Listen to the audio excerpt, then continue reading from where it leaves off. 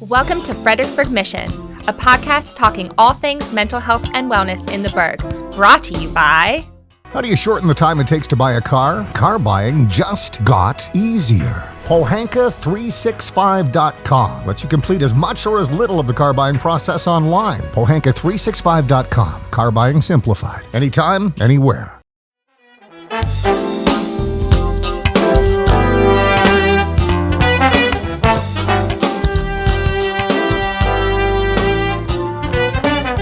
Welcome to Fredericksburg Mission. My name is Angela Rivers, and today I am here with Latoya Veeney, the Community-Based Supervisor for United Methodist Family Services, also known as UMFS in the Fredericksburg Regional Center. Welcome, Latoya. Hi, Angela. Thank you so much for having me today. Yeah. I really appreciate it. Yeah, it's way overdue. I'm so happy to have you on. Yes, way overdue. Yeah, and it's even really exciting for me because even though we work together, I don't really know what you do. To be honest with you, for the longest time, we didn't have a community-based supervisor. And so, you're fairly new to UMFS, and so it's really nice to learn about what you do and how I can support you and how we can support each other. Exactly. Thank you. Exactly. I think one of the biggest roles is just connecting my families and my clients to the services and support that they need. Supporting the staff. You guys are such a great team that we have in this area that I think everything just falls into place. I don't have to work too hard to do my job. And that's what I love about being the TFC supervisor. But I think for the most part that our clients, they come from different walks of life. So the services that they need are sometimes challenging to find. So I feel like bridging that gap between my agency and then the agency and the community is really important. So whether that's going through Compass Counseling or Dominion Day or whatever provider that they need to get those services, I think is a really big piece. And then just supporting my staff with anything that they need. Yeah, and so you supervise how many? Three TFC workers? I have 3 TFC workers. I have one that's been here for about 15 years, one that's been here for 2 years, and then one that's been here for 6 months. And these are some really great ladies. They love what they do. They love the clients. They love the families. And this is a hard job because these kids, they've experienced so much trauma in their life. So what we do, you really have to have that passion and that heart to really serve these clients and the families. Yeah, definitely. And so do you go to the community to find resources if we don't have them already lined up? Yeah, I do. I try to attend different events in the community. I really want to bridge the gap of having more of a diverse culture for children. So resource families, I want them all from all different walks of life, different religion, different backgrounds. I think it's really important because at the end of the day, we get clients from all walks of life. We get clients who struggle with their sexual identity, who struggle with sexual abuse, defiant behavior. So I really want our team to make sure that the client's needs are being met and the family needs are being met. Yeah, and I hear that a lot as the recruiter. Families will come in and they'll say, do you take our type or whatever it is, whether they're Spanish speaking or whether they're African American or whether they identify as LGBTQ. Not all agencies allow such a diverse culture. And so it's really nice that we, that's one thing that separates us among other people. Yeah. I think this agency with their mission statement and our values are really important to me. And I think when I was looking for a job, because I relocated from Florida and I seen that, United Methodist Family Services had a job open, I was like, I love these guys. I'm originally from Virginia. And when you think about a foster care agency or a residential agency, you think about United Methodist Family Services. They have that passion, that heart, and that commitment to help our families and our clients. And that's the same drive that I have. That's what motivated me to really be like, I think this is the agency for me. So when I got the job, I was like, thank God. I'm with an agency that I don't see myself ever leaving because we have that same drive. It's true. And I wanted, when I started 2 years ago, I wanted the whole community to know who we were. Yeah. And that was my task. It was everybody will know who United Methodist Family Services is, what we do, and how they can help us and how we can help them. And we're getting there. Yeah, we are. So, please, guys, if you need information, reach out, look us up. We would love to have you guys come be resource parents. I think right now with a lot of placements coming in because the school is opening and kids are going back to school in person, we're getting a lot of, CPS allegations. So we need a lot of good homes for our children. And like I said, our kids, they've been through a lot, but They deserve to have a family who loves them and, accept them for anything that they've been through. And that's what we strive to do. We strive to connect our clients to a family that can meet their needs. And we'll provide you with support, training, so you won't feel alone. We will always be there with you on every step of the way. Every time you have a question, we're there to answer that question. If you're having a moment like, I don't know what to do, we are there to support you. So don't be scared. A lot of people, they feel like they can't be resource parents. They don't have the tools or the trainings, but that's what we do. We support them. So all they have to do is to reach out, reach out to you, take that first step, and we'll carry them the rest of the way. Exactly. And I hear that all the time when they come in, they don't want a certain type of placement because it's their first time. But they don't realize that our training is so involved that they learn how to parent, When I say this all the time, but when I became a mom, I didn't know half the things that it takes to be a mom. Right. I didn't even know, and this is really, really, really silly, but I didn't know that you had to breastfeed in the middle of the night. Like, nobody told me that, but if I went through impact training as for a biological child, it would have been the same thing. It would have been like, by the way, this is what you do. What you have to do. I think it's a learning process. And that's with any agency that you go through to be a resource parent. Or if this is your first time being a biological parent or, wanting to be a foster parent, you always going to learn different things. You're always going to get a different placement. You might have a placement with a child who have no behavior needs. And then you get a placement with a child who's all over the place. They're bouncing off the wall. Yeah. And that's okay. We just need you to be supportive, and we will help you figure out the rest because it's a learning curve for everybody. And not to give up, too. New things. Yeah, I learn new things every day. Yeah. I'm like, oh my God, what do I do with this child? This family needs my help. How do I help them? So just constantly educating myself on the different diagnoses that the kids are with, or trying to learn about different interventions, or just meeting that family what they need at that current moment. I think sometimes it's the biggest gift that we can give them. And that's what I adore about you, is how, you don't give up. Yeah. If something, if you have to figure something out, you figure it out, which is really great in your role, especially as you support the youth and you support the families as well. Thank you. Yeah, like I said, I really have the passion and that heart for my youth. I think for me, when I was in high school, I wasn't the best student. I had some behavior challenges. And, I had teachers tell me that I wouldn't be nothing, like, oh, she's a master. So for me, that just pushed me to overcome any obstacles that I've been through in life. And I always tell my clients, it's not how you start life, it's how you finish life. So don't let that bad break make you. You can go on to do so much in your life. And I always share my story with some of my teens in care, and they look at me like, Miss Latoya, that would never be you. Yes, it was, Miss Latoya, but look at me now. And there's like, really? I'm like, yes, you can go want to do anything you put your mind through. And that's what I try to tell them. And I support them and say, we'll figure this out together. Like, it is a learning curve for everybody. Yeah. And I hear you have a really cool background. I mean, you've traveled pretty much all over the United States. So what brought you to Virginia again? My family's originally from Virginia. So my mom called me her free-spirited child. Okay. Like, I'll get up and go. I have no kids, so I always wanted to see the world. Yeah. And I love traveling. I've lived in New Mexico. I've lived in New York. I lived in Pennsylvania. And then recently I was in Florida, but it's no place like home. And I think, I'm really spiritual.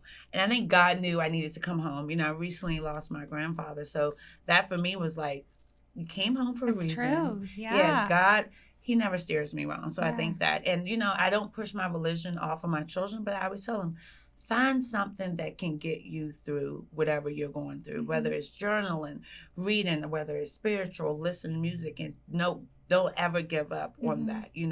Know that, okay, I can get through this. Yeah. If I'm having a rough day, let me go listen to some music. Let me go dance it out, because I love to dance. So you gotta have an outlet. Yeah, some of my teen girls, I'm like, all right, y'all go on, put music on, and I try to dance with them, but I'm like, I can't keep up. I'm getting old. Hardly. Oh, well, thank you. I'm trying. And you also even started a youth support group. And that's something we haven't had before here in Fredericksburg. So how has that been? I mean, it's been challenging at times because of COVID, and I try to do in-person activities, but some of my support groups have been virtual, but I feel like the kids need to be heard. So often we want to know what's going on with the families or with the resource parents. What can we do to support you? We always ask our children, like in our visits, what can we do, how they're feeling? But we never really just have that moment with all of the kids in care. Like, they all sometimes feel alone. And when they come together in that support group, they get to see, oh, I'm not the only one going through this. Yeah. I'm not the only one struggling in this subject. I'm not the only one struggling with this behavior. I'm not the only one missing my family and don't understand why I can't have visitation with them or why they won't be in my life. So I think for support group, it's a time for my kids just to come together, talk about their feelings, talk about their concerns, and support each other. And sometimes I just sit back and listen. Or sometimes I'm like, we're going to meditate today. We're going to talk about this. We're going to play a game. But that's their time. And sometimes they don't have that and they need that time just to let it all out and don't feel embarrassed about anything that they're feeling or going through. Yeah, and it's all ages? It's all ages. Recently, when we had our in-person youth support group, we did separate it because we have a lot of younger kids in care right now. And I wanted to give my younger kids a chance just to run wild and have a good time and play and get to know each other. But then I wanted my teens to come together like they're about to go back to person, like in school in person, which I think is a challenge for all our youth and for all of our families. So with this support group, I did separate them, but sometimes I just have one big support group and we just all come together and hang out. Have you seen kids heal from being in the support group or healing or? Yeah. I have, because sometimes they get separated from their siblings, so they miss that sibling connection, and then to find another youth that they can relate to, they can maintain that. They can keep that friendship. They can exchange numbers. So if they're having a rough day, they can go talk about it. They can text and say, hey, are you available? And that is what that support group does. It connects them. Yeah. They don't always have to call their counselor, the DSS worker, or talk to the resource parent. They can go talk to another youth and they can figure it out together. Yeah, and that's what they need. I mean, because they don't always understand what's going on or why it happens. You know, and for anyone listening too, this is always a common question, is why would siblings ever get, split apart? I think for us, we always try to keep siblings together. But unfortunately, sometimes it's not the case. Sometimes siblings don't do well with each other. Sometimes siblings have abused the other sibling and they have to be separated. Or we just don't have the families. That's why we need you guys to come in and be foster parents to take all of the siblings and keep them in the same home. Yeah. That's always, when parents come in and they want to learn more, they say, oh, I want to take siblings. I never want to have the siblings split apart. But they don't always realize, I didn't realize, that sometimes they just can't be together. And that's okay. It's not clinically appropriate sometimes for them to be together, which is okay. But we do maintain that bond, whether it's through visitation, virtual visits, phone calls.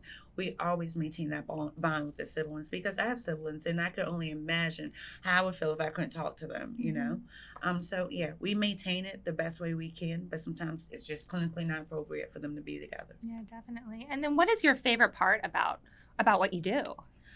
I think seeing the smile on my client faces when we find them that forever family. Like if their goal is adoption and not to return home to families, if we find them a family and they say, hey, I had one client tell me about 2 months ago, Miss Latoya, you finally got it right. You found me my forever family. I'm like, oh my God, what I've been doing wrong? Because I always want my clients to know that I'm doing all I can to find them that family who, no matter what they go through or what they do, because I think sometimes our foster parents don't understand, it's going to be bad before it be good. Like our kids is going to challenge you in every way that they can to make sure that you won't never give up on them. Yeah. So they might throw temper tantrums. They might tear your house up. They might cuss you out. They might become physically aggressive towards you.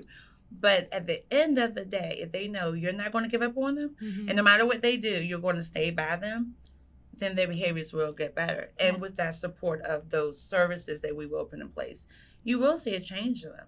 So I think just seeing, and I think I'm a big baby too, because when my kids get their adoption get finalized and you go to court and you go through that whole process, I really cry because I'm like, thank God, these babies found a home. Yeah. They're going to be safe. They're not going to wonder what's going to happen to me as I get older. They're going to have that support when they go to college. They have a family to come home to. When they get married, they're going to have a family there to support them. When they have kids, they're going to say, hey, Mom, how do you do this? Yeah. I think for me, that's like the biggest joy I get from being in this field. Yeah, and I love it. It's so hard, too, to see the youth go, to college and not have a supportive family. And we see that. We do. And that breaks my heart. And the only thing that we can do is try to prepare them and provide them with those independent skills, making sure that they have a driver's license or an ID card, knowing that they know how to budget and have a checkings account. But we also try to support them, when they go to college, that they at least have somebody that they are connected to. And it don't have to be a family that's, that adopted them. It can just be a family that they can pick up the phone and call and say, hey, I'm really having a hard time right now. What would you recommend? Or the family might say, hey, let's go out to dinner. Or are you able to come home for a weekend? So we always try to connect the youth with somebody who's going to be there forever. And it might not necessarily be a family. It might be a friend. It might be a friend. It could be a school counselor, a teacher, a pastor, somebody in the community. We just want them to feel connected with at least one person. Yeah. And if we've done that, then we've done our job. And they can stay, youth can stay in care until they're 21. But a lot of them don't want to. Yeah. That's the thing. They get 18 and, I've been there and done that. I'm grown. I don't need you. We all had that feeling. I know what's best for my life. Yeah. And then, they leave. And the only thing we can do is wish them the best and try to make sure that we prepared them enough to go into that big world. Yeah. And it's scary and it's sad at times because we want them to stay with us. We do. We don't want them to leave, but that's their decision. Yeah. And how has been the school transition for our youth been? I mean, I think it's a struggle. And I think it's a struggle for our youth and for our families. And not even just families and foster care youth and foster care period. You have to think about it, Angela. These kids was at home virtual for most of last school year. So going back to in-person school, there's different policies, procedures. You have to wear a mask. You have to social distance. You have to get up early. You have to get on the bus. Even for the parents, most of them are going back to work in person full time. So it's a new routine. It's new expectations. And so it's going to be anxiety. It's going to be some behavior challenges. So I just think for most of my families, just supporting them. I'm checking in often. Well, how are you doing? Do you need anything? How was the youth day at school? What can I support you with? Because a lot of the kids too are going to be behind a little bit academically. So they're going into school, they're going into math class or English class, and they're like, I don't remember this from last year. So that foundation sometimes wasn't built. Yeah. So you're going to have behavior challenges. So I think just being understanding, patient for families, supportive, ask them how they feel, what can they do to support them, is really going to be a big piece. Because no matter in foster care, not in foster care, it's going to be a challenge for all parents. Your kids are back in school in person. I'm sure they adjusted a little bit to some things. It's normal. It is normal. And it's going to take time. I mean, even for us adults, too. Oh. I'm tired. I mean, waking up at 5 o'clock in the morning. I'm still getting to the office 2 minutes late. Because I'm just getting used to getting dressed up, going to my office. Now I'm getting dressed up, packing up my car, and going all the way to the other side of town. So it's a challenge for all of us. I've missed it, though. I certainly have. Me too. I feel so good being out the house. I'm like, I'm an adult again. I can I can look at people. Yeah, I'm going to work. Before it's I'm going to work, but I'm in my house, So it's a difference. It's a challenge for everybody. And it's going to take us a while to get used to, which is normal. Yeah. What they say is you learn a behavior 30 days. No, it takes 30 days for you to do any unlearned behavior. So if I've been sitting at home working all year, basically virtual, it's going to take me about 6 months to get into the routine. I've been beyond 30 days over there to go back into that routine of going into the office. And even when I started virtual. I started this role in a virtual setting. Yeah. So that we didn't even meet you in person. For how long? It was the longest time. So when I met all my staff, I was like, I can't hug you, but pound. What was that like for you, though? Oh, Lord. It was a challenge, but I overcame it. And I'm glad that I did. Because you just kind of threw yourself in, and we thought everything was great. You just rolled with it. Yeah, and in my mind, I'm like, from your position, doing how everything? was that? It was a challenge. Yeah. Because everybody have different styles of learning, whether that's visual, hands-on, audio, whatever. And for me, I like to learn all different ways. So I was always asking my program manager, hey, let's meet at the office this one day just to make sure I got this down packed.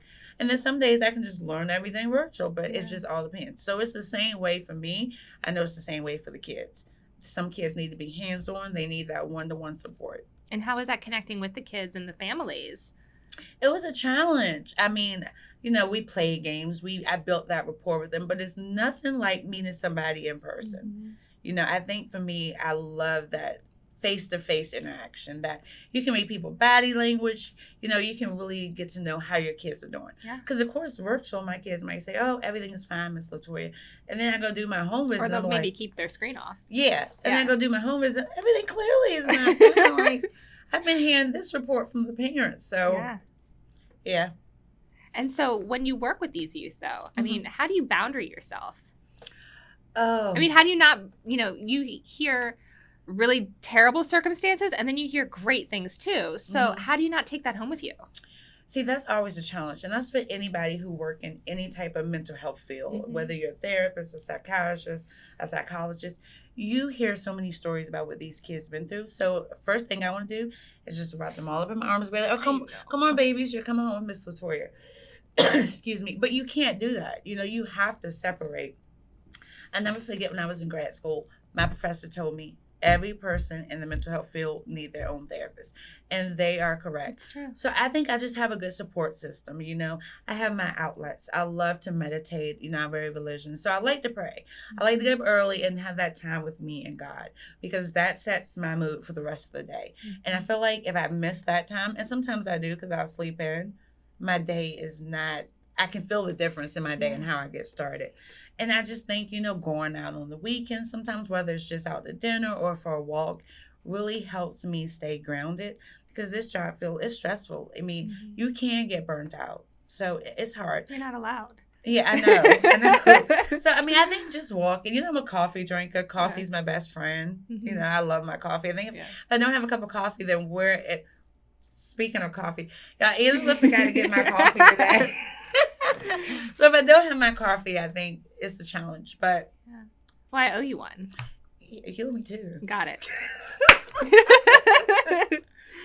And so do you tell the youth that you work with and the families also to practice self-care?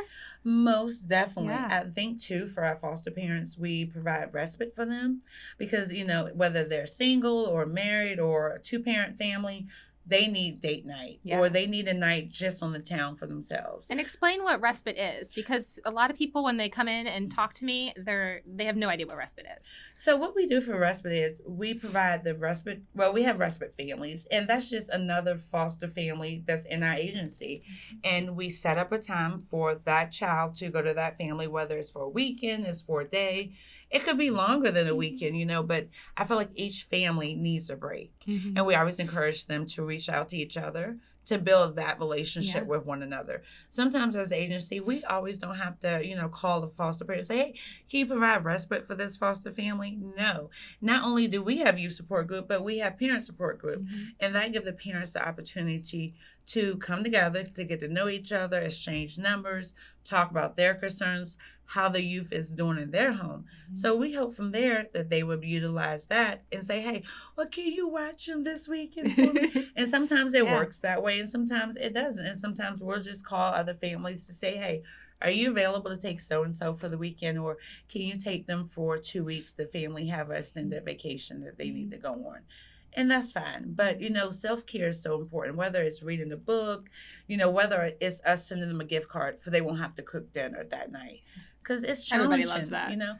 I always tell foster parents, like, you work, because most of our foster parents have full-time jobs, and then you're a full-time parent. So we understand that you need a break, and we want you to take a break. We want you to walk. We want you to listen to music. We want you to go get a massage, get your nails done, have a date night, because we have to have it too. And if you're not 100% fully there for that client or for that child, then you're going to have that burnout. That burnout's going to happen so fast. Yeah. And I know for us, we got to have that moment. I sometimes have to take a day off to recharge. Everybody does. And that's just sometimes just sleeping and watching Netflix. I'm not going nowhere. So jealous of that. But I need a day off. I'm like, let me take a day off today. Yeah. I think I have like I love Lifetime. So sometimes they have all like a marathon. I'm like, this would be a good day to take off. That's coming up in 2 weeks, this big marathon. So we know. And then the next day I come back to work, I'm like, all righty, what's going on today? Who need help? Where can I go help? Miss Latoya is fully recharged to go ripping and running, Yeah. But I think that's the same thing with our resource parents. They need that day to mentally unwind. And why respite? Why not like a babysitter or a grandma or something like that? because sometimes they don't have like a grandmother or daycare. But or if they do, then they could. Yeah. I mean, it's not always respite. They could go to daycare. Mm-hmm. We encourage our resource families to use daycare for the child if needed. But if they're stay-at-home parents, sometimes they don't want to use daycare. Yeah. So I'm like, hey, let's do respite. So respite services Yeah. sometimes better than daycare services. And they have the support. And they have the support, absolutely. We most definitely, I feel like we try to connect our resource parents with so much support Oh, yeah. that sometimes they forget that it's there. They so used to boom, boom, bam that I'm like, I call them or check in and see how they're doing. And they're like, we're doing good. And I go do a home visit and clearly the kids are driving them crazy a little bit. I'm like, well, have you thought about respite services? Have you thought about signing them up for sports? That's a good outlet. Or, an after school program. But what are you doing for yourself? Yeah. Are you going out? Are you going to get a movie, go catch a movie, go have dinner? What are you doing for yourself? So, yeah, you're that champion for the family. I try to be, not all the time. I think the team, it's no I in team. So I think about my agency, what I love is we all work together. It's true. For that same outcome, and you can call any of us any hours. I feel like, and we're all there. That's why we're so crazy, because I might call when my staff might call me 11, 12 o'clock at night, like because I'm on calls. I'm on call this week too. Pray for my strength. But yeah, they might call you and you have to be there. And I think that's what makes us such a wonderful agency. We're there no matter what. And that's what we want to do. Yeah, I had a crisis this morning. I had, 2 different resource parents call me. And I'm just sitting there sipping my coffee. And I'm telling them, it's going to be okay. Breathe. Do you need me to come to you? Because I can change. I thought I had to cancel the podcast today. Because I'm like, I'd rather be there for my family. It's true. I love this opportunity to meet with you. But I needed to be in the community. Yeah. That's where I need it the most, and I'm going to be there. I don't care what time of night, morning it is. If I can support you, I'm going to support you. Whether it's a phone call, whether it's just an ear to hear you vent and yell, I'm going to be there. You need that. Yeah. Everybody does. Everybody does. Whether you're a foster parent or not, you need somebody that you can. Because I might go outside and be like,